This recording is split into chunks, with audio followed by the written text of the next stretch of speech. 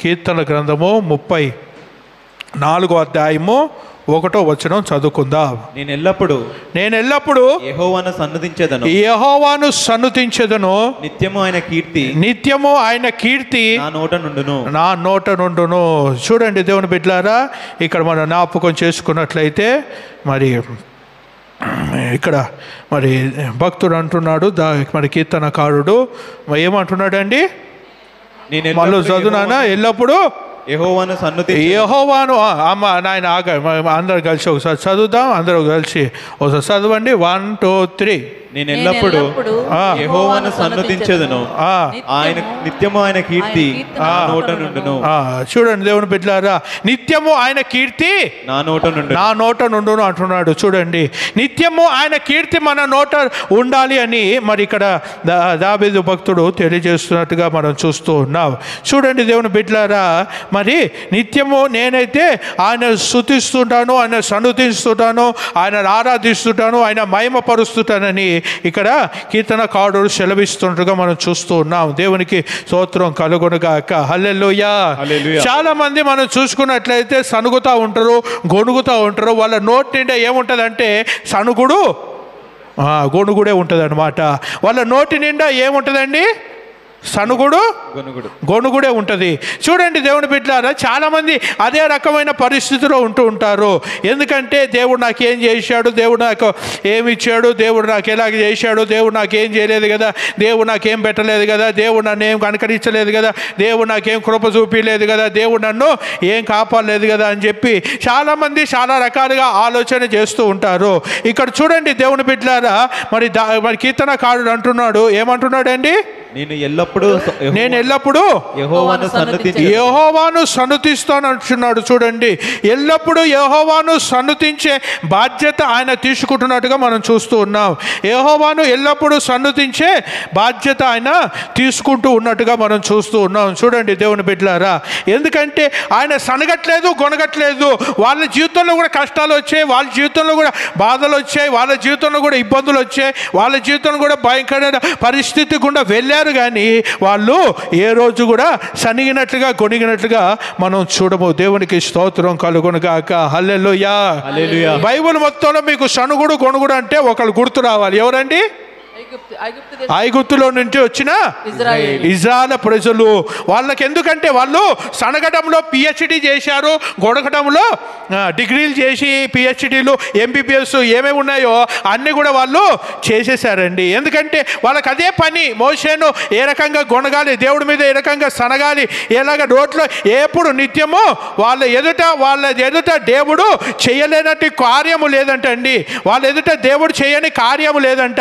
ఎందుకంటే చూడండి దేవుని బిడ్డలారా, పరిశుద్ధ గ్రంథం మొత్తములో ఎవరికైనా ఒక్క దేవుడు వాళ్ళ ఎదుట అద్భుతాలు చేశారంటే అది కేవలము ఇజ్రాయేల్ ప్రజల చుట్టూ మాత్రమే. దేవునికి స్తోత్రం కలుగునుగాక. హల్లెలూయా.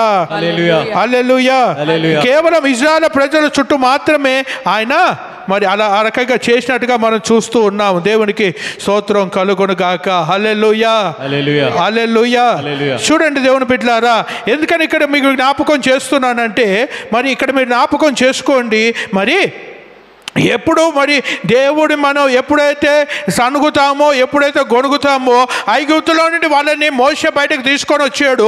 ఐగుప్తులో నుండి వాళ్ళను బయటకు తీసుకొని వచ్చినప్పుడు వాళ్ళు అనేక అద్భుతాలు వాళ్ళ ఎదుట వాళ్ళు చూశారండి. ఎందుకంటే చూడండి దేవుని బిడ్డలారా, పరిశుద్ధ గ్రంథంలో చాలా తెగల ఉంటుంది. ఏమనంటే వాళ్ళకి చేసిన అద్భుతాలు ఈ భూమి మీద దేవుడికి ఎవరికి చేయలేదంట దేవుడు. ఎందుకంటే చూడండి దేవుని బిడ్డలారా, ఎందుకంటే దేవుడికి ఎవరికి కూడా చేయలేదండి. దేవుడికి ఎవరు కూడా చేయలేదు. చూడండి దేవుని బిడ్డలారా, ఎందుకని మీకు ఈ మాటలు జ్ఞాపకం చేస్తున్నానంటే సనుగుడు గొణుగుడు అనేది దేవుడికి అస్సలు నచ్చని పద్ధతి అండి. వాళ్ళకి దేవుడికి అస్సలు ఇష్టం లేదు ఆ పద్ధతి. దేవుడికి అస్సలు నచ్చనిది ఏదైనా ఉన్నదంటే ఒకటి పాపము, రెండోది సనుగుడు గొణుగుడు అనే విషయాన్ని మనము జ్ఞాపకం చేసుకోవాల్సిన అవసరం ఎంతైనా ఉన్నది. దేవునికి స్తోత్రం కలుగునుగాక. హల్లెలూయా. మోషేను పంపిస్తాడు ఐగుప్తులోనికి. ఐగుప్తులో నుంచి వాళ్ళ ప్రజలు బయటకు తీసుకొని రమ్మని మోషేకు ఆజ్ఞాపించి మోషేకు అధికారం ఇచ్చి ఫరోతో పంపిస్తాడు. ఫరోతో ఆ కార్యక్రమంతో మనకు తెలుసు. వీళ్ళని బయటకు తీసుకొని వస్తాడు మోషే. వీళ్ళని బయటకు తీసుకొని వచ్చినప్పుడు వీళ్ళు ఎదుట అనేక కార్యాలు చేస్తాడు. ఎందుకంటే వీళ్ళు అప్పటికే వీళ్ళు బయటకు రావటమే వీళ్ళు సనుగుడు గొణుగుడు మొదలు పెట్టేస్తారండి. వీళ్ళు సనుగుడు గొణుగుడు అప్పటికే మొదలు పెట్టేస్తారు. చూడండి దేవుని బిడ్డలారా, ఎందుకని చెప్తున్నానంటే మరి అప్పటికే మరి సనుగుడు గొణుగుడు అనేది వీళ్ళు మొదలు పెడుతూ ఉన్నారు. చూడండి దేవుని బిడ్డలారా, సనుగుడు గొణుగుడు వీళ్ళు ఎప్పటికప్పుడు మొదలు పెట్టుకుంటూ ఉన్నారు. వీళ్ళని ఐగుప్తు నుంచి మోషే బయటకు తీసుకొని వస్తాడు. మోషే బయటకు తీసుకొని వచ్చి వీళ్ళు నడుస్తూ ప్రయాణం అవుతూ వెళ్తూ ఉంటే ఆ ఎర్ర సముద్రం అడ్డు వస్తుంది. ఎర్ర సముద్రం కాడ మొత్తుకుంటూ ఉంటారు.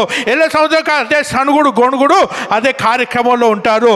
అయ్యే రకమైన కార్యక్రమంలో ఉన్నప్పుడు మరి దేవుడు అనుకున్నాడు, సరే ఇన్నాళ్ళు బానిసత్వంలో ఉన్నారు కదా ఇల్లు, పాపం ఇల్లు మెంటల్గా ఏమవుతారండి, డిప్రెషన్లోకి వెళ్ళి ఉంటారు అని చెప్పి సరే ఒక అద్భుతమైన కార్యం చేస్తే వీళ్ళకి నాకు శక్తి తెలుస్తుంది, వీళ్ళు ఇంకా సనగడు గొడగలే అని చెప్పి దేవుడు మోషేతో అంటాడు, కర్ర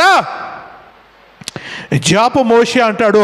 కర్ర జాపగానే సముద్రం అంతా చీలిపోతుంది. 6 నెలలు వస్తుంది, నడుచుకుంటూ వెళ్ళిపోతారు. చూడండి దేవుని బిడ్డలారా, ఆ 6 నెలల్లో నడుచుకుంటూ వెళ్ళినప్పుడు కూడా వీళ్ళు సనుక్కుంటూ గొనుక్కుంటూనే వెళ్ళారు. సరే పాపం ఏదో డిప్రెషన్లో ఉన్నారులే పిల్లలు అనుకొని ఉంటాడు, దేవుడు కూడా వదిలేశాడు. సరే అరణ్యంలో పోతా ఉంటే మరి ఆహారం ఉండదు. ఒక సమయంలో ఆహారం లేనప్పుడు మోషే తలకాయ తింటా మొదలు పెడతారు. అని అదే సనుగుడు గొనుగుడుతోటి మోషేను ఇబ్బంది పెడుతూ ఉంటారు. మోషే ప్రార్థన చేయగా పైనుంచి మన్నా కురిపించ మన్నా బాగానే తిన్నారు, మన్నా బాగానే ఎంజాయ్ చేశారు. మన్నా కొన్నాళ్ళకి బోరు కొట్టాక మళ్ళీ అదే సనుగుడు గొణుగుడు మళ్ళీ ప్రారంభిస్తారు. ఎప్పుడు ఇదే మన్నా అని చెప్పి మళ్ళీ మోషేను ఇబ్బంది పెట్టడం ప్రారంభిస్తారు. చూడండి దేవుని బిడ్డలారా, ఆ ఇబ్బంది పెడుతూ మళ్ళీ మోషే దేవుడితో మాట్లాడుతుంటే మళ్ళీ పూరేళ్ళను పంపిస్తారు. పూరేళ్ళు తిండి ఎక్కడి నుంచి వచ్చేయండి బయటికి, ఎక్కడి నుంచి కావాలంటే అక్కడి నుంచి వచ్చేసాయి అనమాట బయటికి. చూడండి దేవుని బిడ్డలారా, మరి ఆ రకంగా మరి వాళ్ళు అంత ఘనంగా మరి తిన్నారు, అంత ఘనంగా ఎంజాయ్ చేశారు. దాన్ని కూడా అయిపోయింది. సరే దానిలో వెళ్తూ ఉంటే నీళ్ళు చేదుగా తగులుతుంటాయి. నీళ్ళు చేదుగా తగులితే మళ్ళీ మోషే మీద మళ్ళీ తిరుగుబాటు చేస్తారు. మళ్ళీ సనుగుడు గొణుగుడు. చూడండి దేవుని బిడ్డలారా, ఇదే సనుగుడు గొణుగులో వాళ్ళ జీవితం అంతా కొనసాగిపోతూ ఉన్నట్టుగా మనం చూస్తున్నాం. 28 అద్భుతాలు దేవుడు వాళ్ళ మధ్యలో వాళ్ళ కళ్ళెదుటిగా చేసినా కూడా వాళ్ళు గుర్తెరగని పరిస్థితిలో వాళ్ళు ఉంటున్నారు. కీర్తన 103వ అధ్యాయము 1-2 వచనాలు చదువు. నా ప్రాణమా యెహోవాను సన్నుతించుము, నా ప్రాణమా యెహోవాను సన్నుతించుము, అంతరంగమునున్న సమస్తమా నా అంతరంగమున సమస్తమా ఆయన పరిశుద్ధ నామమును సన్నుతించుము, ఆయన పరిశుద్ధ నామమును సన్నుతించుము. చూడండి దేవుని బిడ్డలారా, ఎప్పుడు ఆయన చేసిన మేలను మనము జ్ఞాపకం చేసుకుంటూ ఉండాలి. ఆయన చేసిన ఉపకారం మనం జ్ఞాపకం చేసుకుంటూ ఉండాలి. ఆయన చేసిన కార్యములను మనము జ్ఞాపకం చేసుకుంటూ ఉండాలి. ఎప్పుడైతే దీన్ని మనం జ్ఞాపకం చేసుకుంటూ ఉంటామో దేవుడు సంతోషిస్తూ ఉంటాడండి. దేవుడు నిత్యం ఆయనకి దేవుడు యొక్క ఉద్దేశము, దేవుడు యొక్క ఆశ ఏంటిదంటే ఆయన చేసిన కార్యములు ప్రజలు ఆయన తిరిగి ఆ కార్యముల ద్వారా మహిమపరచాలి అనేది దేవుని యొక్క ఉద్దేశము. దేవునికి స్తోత్రం కలుగునుగాక. హల్లెలూయా. దేవుని యొక్క ముఖ్య ఉద్దేశం ఏంటంటే ఆయన చేసిన అద్భుతాలు, ఆయన చేసిన ఆశ్చర్య కార్యాలు, ఆయన మన జీవితాల్లో చేస్తున్న ప్రతి ఒక అద్భుతాన్ని మనం గుర్తుంచుకొని మనము దాని ద్వారాగా ఆయన మహిమపరచాలి అనే విషయాన్ని ఆయన జ్ఞాపకం చేసుకుంటున్నాడు. దేవునికి స్తోత్రం కలుగునుగాక. హల్లెలూయా. వీళ్ళకి ఎర్ర సముద్రం పాయలు చేశాడు, ఆహారం లేనప్పుడు మన్నాను కురిపించాడు, మన్నా బోరు కొడితే పూరేలను పంపిస్తాడు, నీ తాగటానికి నీళ్ళు చేదుగా ఉంటే నీళ్లను మధురంగా మారుస్తాడు.